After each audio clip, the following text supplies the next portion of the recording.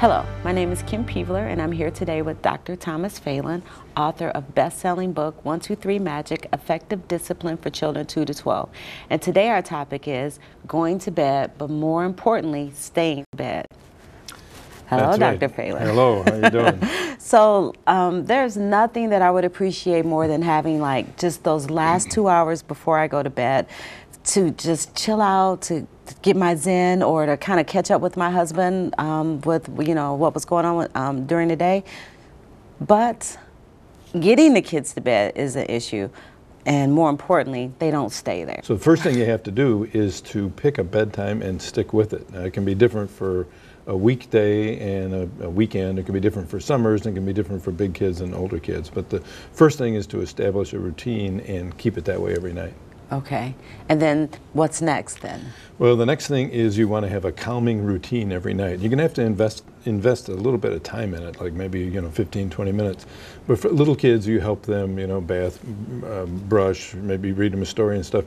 For the older kids, you can tell them 9 o'clock is bedtime. 8:30, I tell you it's time to get ready for bed. That means you have to do everything required to get ready for bed on your own. When you're done, you report to me. And if you're done, then the rest of the time till 9 o'clock is story time or just sitting on a bedtime. It's a nice time between you and them, and that rewards their independently getting ready for bed, and it also calms them down to go to sleep.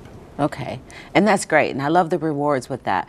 But the issue is, as soon as I'm downstairs, about 3 minutes later, they're downstairs. Yes, right. They're right there with me. That's the problem. Well, you can't be a wishful thinker at bedtime. There's two reasons that kids get out of bed. One is they are bored. Life is fun.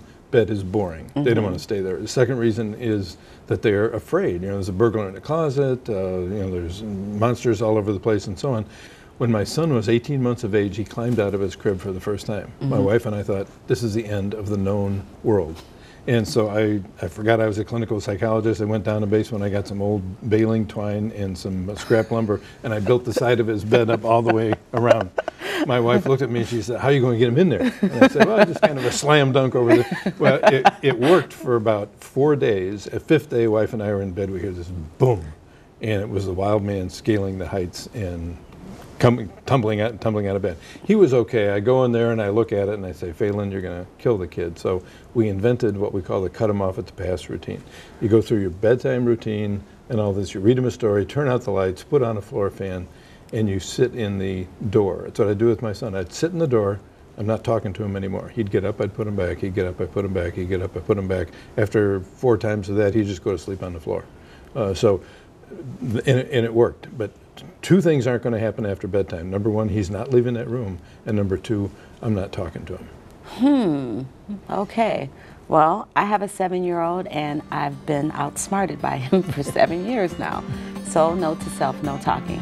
If you would like to learn more information about this, please visit us at our website at 123magic.com. Thank you.